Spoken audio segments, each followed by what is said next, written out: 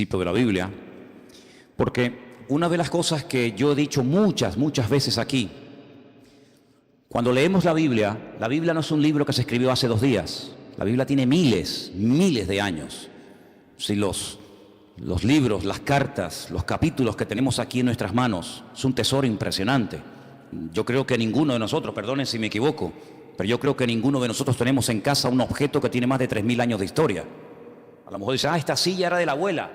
Yo tengo una sillita arriba, que es lo único que ya me queda de venezolano. Lo único que me queda ya, ¿no? Una sillita que cuando yo tenía, pues no sé si eran 3 o 4 años, en aquellos años vivíamos en un sitio que se llamaba San Bernardino. Corríjame los venezolanos si me equivoco. Después fuimos a vivir a Chacao, aún me acuerdo, ¿no? Pero me acuerdo que mis padres me compraron una sillita pequeñita que estaba forrada como de piel de cabra o de un animal, ya los pelitos se fueron cayendo, y mi abuela, pues le puso un forro nuevo, y puedo decir que esa silla lleva conmigo pues más de 50 años. Pero ¿quién tiene en su casa un objeto de 3000 años? ¿Usted tiene algo en su casa que tenga 3000 años de historia? Dice, sí, mi suegra. No, nadie tiene semejante cosa. Pero mire, aquí en nuestras manos tenemos un libro, una colección de libros, mejor dicho. Eso es lo que significa Biblia, colección de libros, que tienen centenares, que tienen miles de años. Entonces es un tesoro incalculable, es increíble. Y además en su propio idioma, en su propia lengua, para que usted pueda saber lo que Dios dijo, lo que Dios manda y lo que Dios no manda. Y una de las cosas que yo he dicho cuando se acerca uno a las páginas de este sagrado libro, la Biblia, es que la gente en aquellos tiempos vivía muy diferente a nosotros. Yo sé que, por ejemplo, hay gente aquí que no cree, les cuesta mucho aceptar que hubo un momento en la historia en el que no existía internet. Algunos dicen, no, créame, hay un momento en la historia en el que internet no existía. Tú ponías Google y no existía Google. Tú dices, pero ¿cómo se podía vivir sin Google? Y sin WhatsApp. Algunos le quitan el WhatsApp hoy en día y vamos, se transforma, le da un ataque, algo les pasa, ¿no? Pues hubo una época en la que se vivía sin televisión en color. Y usted dice, ¿cómo era la televisión? ¿En blanco y negro? Y cuando vino la televisión en color, aquello fue una fiesta increíble, ¿se acuerdan? Vivimos durante muchos años sin móviles, sin celulares, como algunos los llaman. He dicho en varias ocasiones que cuando hace muchos años vimos a un señor en las Ramblas con una caja así de grande, que era la batería, y descolgaba el teléfono, nos quedamos así mirando, diciendo, ¿y este de dónde salió? Entonces, los tiempos han cambiado de una forma tremenda, pero tremenda. Y en los tiempos de la Biblia, la gente no vivía afanada por llegar a fin de mes, sino la gente vivía pensando en cómo terminar ese día. Se vivía el día a día. Por eso, el pasaje que vamos a leer ahora refleja y explica muy bien que la bendición de Dios se prometía para el día a día. Hoy en día estamos acostumbrados a planificar el mes, ¿no? Cobramos el sueldo, cobran el sueldo y dicen, bueno, esto para el teléfono móvil, esto para la luz, esto para el agua, esto para los gastos de no sé qué, y se planifica el mes. Eso no existía, esa no era la mentalidad de aquellos tiempos. La mentalidad era vivir el día a día, basta a cada día su propio afán o su propio mal, dice otra versión, ¿verdad? Y el pan nuestro de cada día, dánoslo hoy. La famosa parábola de los labradores cuando van a trabajar a la viña, ¿qué se les pagó? El día de trabajo. Entonces cuando la gente terminaba el día y decía, hoy he comido, hoy he usado ropa y hoy voy a dormir bajo techo, gloria a Dios. Mañana, como se decía, Dios dirá. Mañana Dios dirá. Pero ¿quién vive hoy en día al día? Nadie. La gente enseguida planifica. La gente hace planes y bueno, el verano que viene me voy a ir de vacaciones a tal sitio o dentro de 3 meses y por eso están las agendas y por eso hay tantas historias. Pero en la Biblia no era así. La Biblia era vivir el día a día, desde que salía el sol hasta que se ocultaba el sol y ya está. Y hay un pasaje en el Antiguo Testamento, en el libro de Éxodo, capítulo 16, que voy a leer unos versículos para que vean qué interesante esta historia. Y dice, viendo los hijos de Israel, se preguntaron unos a otros, ¿y esto qué es? Ustedes saben la palabra maná, ¿no? Maná. La palabra maná en hebreo significa, ¿qué es esto? Maná, majú, ¿qué es esto? Y por eso la palabra maná, que uno dice, bueno, ¿y qué significa? Significa literalmente, ¿qué es esto? Pues dice aquí, cuando vieron aquello, dijeron, ¿qué es esto? Porque no sabían qué es lo que era. Entonces Moisés le dijo, este es el pan que el Señor os da para que coman. Esto es lo que el Señor os ha dado, recoged de él cada uno según lo que pudiera comer. un gomer por cabeza, conforme al número de vuestras personas. Tomaréis cada uno para los que están en su tienda. Los hijos de Israel, dice versículo 17, le hicieron así. Unos recogieron más y otros recogieron menos.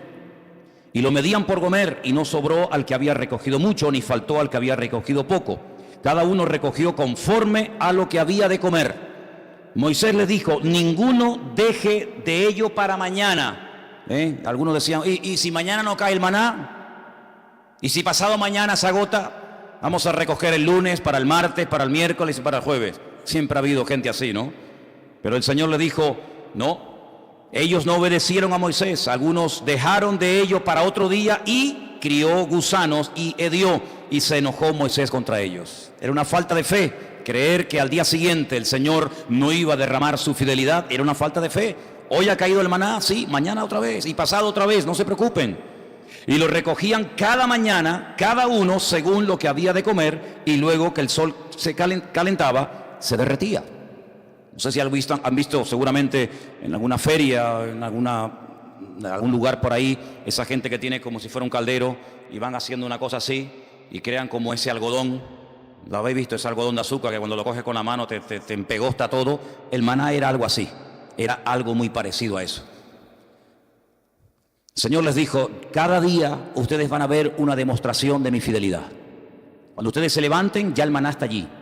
No van a tener que esperar a que caiga. Es decir, yo voy a ir siempre delante de ustedes. Cuando ustedes se levanten el lunes, ustedes recojan todo lo que vayan a comer para el día lunes. Y cuando se levanten el martes, recojan lo que vayan a comer el martes, y así sucesivamente. Pero había gente que dudaba. Había gente que decía: vamos a recoger para 3 o 4 días por si acaso. Vamos a recoger para toda la semana. ¿Y qué pasaba? Se les echaba a perder. Porque el Señor les estaba enseñando al pueblo en el desierto depender cada día de la bendición y de la fidelidad del Señor. Parece como que eso ya no forma parte de nuestro estilo de vida, pero así es como deberíamos realmente vivir los creyentes. Hoy el Señor me ha bendecido, hoy el Señor me ha ayudado, hoy puedo dormir en mi cama, hemos comido, fíjate tú, hemos desayunado, almorzado, otros han merendado antes de venir al culto, otros antes de irse se ponen allí en el mostrador también a picotear, luego llegan a casa, vuelven a comer. Hermanos, Dios es fiel. ¿Cuál es la garantía de que mañana Dios me va a suplir mi necesidad que hoy me la ha suplido? ¿Cuántos dicen amén? Como Él no cambia, si Él hoy ha sido fiel, mañana otra vez volverá a ser fiel. Y yo tengo que fiarme de Dios. Yo tengo que depender del Señor, no de mes a mes, sino como dice la Biblia: el pan nuestro de cada día, dánoslo hoy. ¿Cuántos de los que están aquí hoy han comido? Veo que todos vienen vestidos. Algunos han venido en coche, otros caminando, otros en guagua. Cuando te vayas de aquí, cenarán, dormirán en sus camas. ¿Qué más queremos, hermanos? Dice la palabra de Dios: teniendo sustento y abrigo, estemos contentos con esto. ¿De dónde nace ese afán, ese agobio de venga y venga y más y más? ¿De dónde nace? ¿De la Biblia? No. ¿De una relación sana con Dios? No, Señor.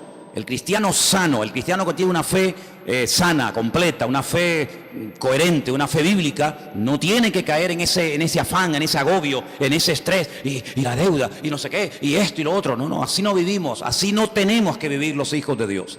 Los hijos de Dios tenemos que vivir de cara al mundo, de cara a la galería, con paz, con la tranquilidad de saber que nuestra vida está en las manos del mejor pastor del mundo, porque dice la Biblia: el Señor es nuestro pastor y nada nos faltará. ¿Cuántos dicen amén? Por lo tanto, en el Sermón del Monte, el Señor, cuando enseña a orar a su pueblo, dice: y el pan nuestro de cada día, dánoslo hoy. ¿Se puede orar por el pan nuestro de cada día? Claro que sí. Pero en ningún momento tenemos que estar preocupados por los próximos 15 días, por la próxima quincena, por el próximo mes. Eso no es bíblico, eso no es bíblico. El Señor quiere que aprendamos a depender de Él, a confiar en Él cada día, sin preocupaciones, sin agobios, sin estrés. Ya sé que esto a lo mejor suena a locura. Ya sé que la gente de la calle, la gente que no tiene a Dios, pues no viven así. Pero es que usted no tiene que imitar al mundo, usted tiene que imitar al Señor Jesucristo y obedecer su palabra. Hay un texto muy interesante que yo lo he leído muchas veces, de hecho no quiero exagerar, pero casi a diario lo leo, y se encuentra en Deuteronomio. Es un pasaje buenísimo, buenísimo, que de vez en cuando pienso yo que deberíamos de leer. Está en Deuteronomio capítulo 8, del versículo 11 en adelante, es buenísimo este pasaje. De verdad que es una bendición de Dios el poder tener esto en nuestras manos. Dice, cuídate de no olvidarte del Señor tu Dios. Y yo pregunto, ¿y se puede acaso alguien olvidar de Dios? Porque te puedes olvidar, no sé, de las llaves, del móvil. Te puedes olvidar de dónde dejaste el coche. Yo me acuerdo hace años, venía por la calle esta de la iglesia con el casco de la moto en la mano y me metía en el bar de aquí al lado a tomar un cortado y un hermano, me dice, ¿de dónde vienes? Digo, no, tuve que ir abajo a Santa Cruz a hacer unas cosas. Y me dice, ¿y tú vas por la vida con un casco debajo del brazo? Digo, ¡ay, la moto! Y la dejé en la Plaza de España. Yo me vine desde la Plaza de España hasta aquí con la moto, con el casco de la moto bajo el brazo. Como eso, simplemente mirando el casco, sabes que, mijo, el casco es para usarlo en la moto. Pues me olvidé de la moto. Y un día tuve que llamar al segurita del Carrefour allí en La Laguna, porque para mí es que me habían robado el coche. ¿Y qué va? Me van a robar el coche estaba en otro sitio, pero volví loco a medio centro comercial. Mire, que me robaron el coche, que llame a la policía, que no sé qué, y el coche estaba donde yo lo había dejado, pero yo no me acordaba. Y a veces hemos visto en alguna playa por la megafonía, el niño Pedrito García Rodríguez, con una camisita roja y un pantalón amarillo y unos calcetines verdes. Se ha perdido, por favor. Pero perder a Dios, olvidarse de Dios. ¿Cómo se puede una persona, cómo se puede olvidar un joven, cómo se puede olvidar una familia de Dios? Pues hermanos, parece mentira, pero hay gente que incluso llegaron a servir a Dios y se olvidaron completamente de Él. Y por eso el Señor, sabiendo que somos así los seres humanos, dice en este versículo, cuídate, tengan cuidado de no olvidarse del Señor vuestro Dios para cumplir sus mandamientos, sus decretos, sus estatutos que yo te ordeno hoy. Versículo 12, no suceda que comas y te sacies y edifiques buenas casas en las que habites y tus vacas y tus ovejas se aumenten y la plata y el oro se te multipliquen y todo lo que tuvieres se aumente y se enorgullezca tu corazón y te olvides del Señor tu Dios que te sacó de la tierra de Egipto, de la casa de servidumbre, que te hizo caminar por un desierto grande y espantoso, lleno de serpientes ardientes y de escorpiones y de sed, donde no había agua, y Él te sacó agua de la roca del pedernal, que te sustentó con maná en el desierto, comida que tus padres no habían conocido, afligiéndote y probándote para a la postre hacerte bien. Y digas en tu corazón, mi poder y mi fuerza, la fuerza de mi mano, me han traído esta riqueza. Dice aquí, acuérdate del Señor tu Dios, porque Él es el que te da el poder para hacer las riquezas. ¿Cuántos dicen amén? Es mentira, ¿no? Gente que ha prosperado, gente que le ha ido bien en la vida, que en fin, que han aumentado sus negocios, su patrimonio, etcétera, y se les suba a la cabeza el éxito y digan, no, es que yo tengo todo esto por mi fuerza, por mi sabiduría, por mi poder. Usted dice, no, a mí eso no me puede pasar. No lo digas, porque como lo diga, a veces al final te va a terminar pasando. El hombre es así, hermanos. El hombre, mientras depende del Señor, se mantiene humilde, se mantiene sometido al Señor, pero como parece que a veces la riqueza o la abundancia se le vuelven en su contra, pueden incluso llegar a olvidarse del Señor, del Creador. Dice, el que te sacó de Egipto, el que cuando eras un esclavo y nadie daba un duro por ti, yo te compré y te saqué de la tierra de esclavitud y te conduje por el desierto y te di agua y te di maná y te di todo lo que necesitaba. Y ahora que llegas a la tierra prometida te olvidas de mí. Porque crees que ha sido tu sabiduría, tu fuerza, tu experiencia en la vida la que te ha llevado de la nada a la cumbre, y te equivocas. Ten mucho cuidado y guarda tu corazón, dice la Biblia. Porque soy yo el que te da la sabiduría, soy yo el que te da el poder para hacer las riquezas. Y cuando el Señor le da a uno sabiduría para hacer negocios, y cuando el Señor le da sabiduría para hacer algo, aunque te salga bien el negocio, lo que has comprado, lo que has hecho, no te olvides siempre de darle la gloria y la honra al Señor. ¿Cuántos dicen amén? Así que tengamos cuidado, ¿verdad?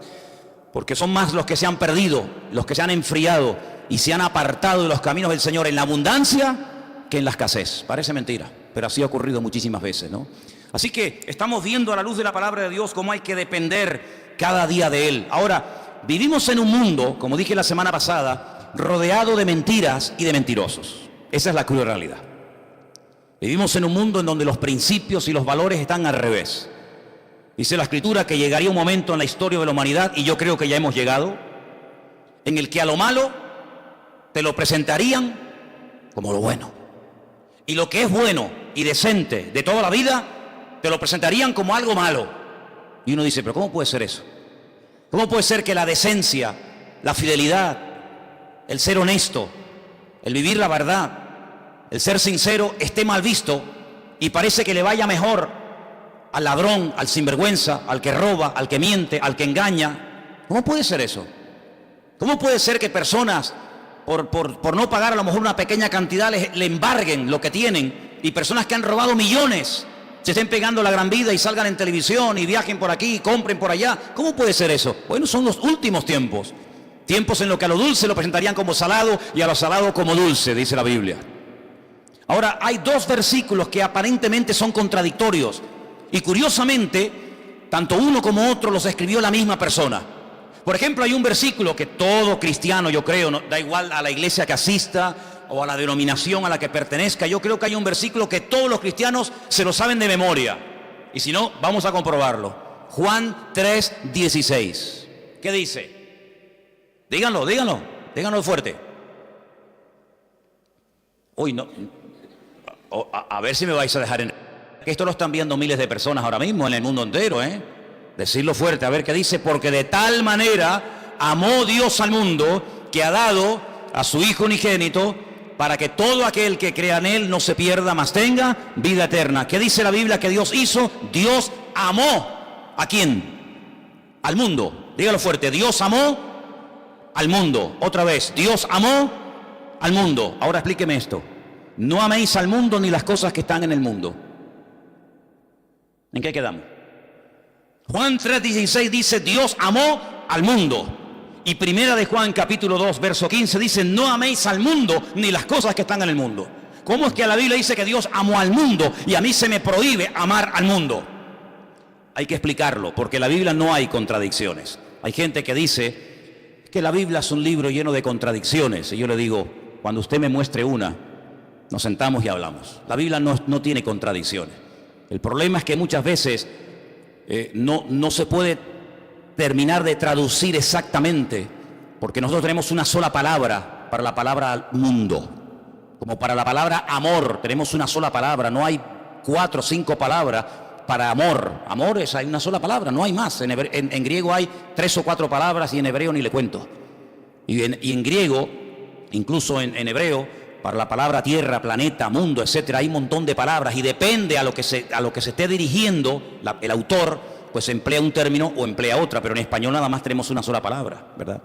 Cuando estamos leyendo Juan 3:16, dice que de tal manera, de tal magnitud, con tal fuerza, amó Dios al mundo. Ahí está haciendo referencia a la raza humana, al hombre, a la humanidad. De tal manera Dios amó al hombre, a la raza humana, a los hombres, a las mujeres, a los blancos, a los negros, a los ricos, a los pobres, a los africanos, asiáticos, norteamericanos, latinos. De tal manera amó Dios a esa gente, que dio a su Hijo unigénito al mundo, para que lo amaran y lo respetaran y creyeran en Él. Pero cuando vamos a primera de Juan y encontramos otra vez la misma palabra, la palabra mundo, es la palabra cosmos. Y la palabra cosmos nos habla acerca de un estilo de vida, de unos principios, de unos valores que no son los nuestros. No son los nuestros. ¿Usted no ha oído alguna vez la expresión de decir, mira, di una mentira de estas piadosas? De hecho, incluso hasta cuando éramos católicos, se nos decía que había 2 tipos de pecados. Bueno, se nos decía, no, se siguen diciendo. Pecados mortales y pecados veniales, ¿sí o no? Amigo. Es decir, que hay pecados que son graves delante de Dios y pecados que, bueno, que Dios hace la vista gorda, no pasa nada. Una mentirijilla de vez en cuando para salir del paso, ¿sí o no? Eso se nos ha enseñado toda la vida. Cuando vamos a la palabra nos encontramos que hay un sistema, un estilo, una filosofía de vida que es totalmente opuesta a nuestro estilo de vida. ¿Por qué? Porque en el mundo, cuando 2 o 3 o 4 hombres se juntan en un bar, en un negocio, donde sea, y comienzan a hablar, ¿de qué suelen hablar? De mujeres. Y presumen de las veces que han engañado a sus esposas, y presumen de que tuvieron relaciones con esta y con aquella y con la otra y con mengano. Sin embargo, eso en el círculo cristiano se nos tendría que caer la cara de vergüenza y darnos vergüenza de haber hecho eso. Son puntos de referencia completamente diferentes. Y en el mundo es normal mentir, y en el mundo es robar.